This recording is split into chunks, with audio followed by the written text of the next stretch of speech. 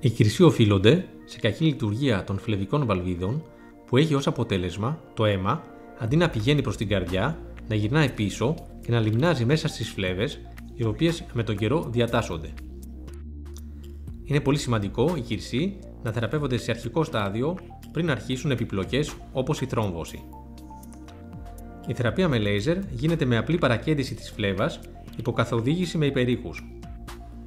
Στη συνέχεια γίνεται η εισαγωγή μιας ειδικής οπτικής ίνας, η οποία σταδιακά προωθείται, πάντα βλέποντας την πορεία της με υπερήχους, μέχρι την βουβονική ή την γνειακή χώρα. Η επέμβαση γίνεται με τοπική αναισθησία. Η ενέργεια λέιζερ θερμαίνει το εσωτερικό της σαφινούς φλέβας, προκαλώντας το κλείσιμό της και τη σταδιακή απορρόφησή της.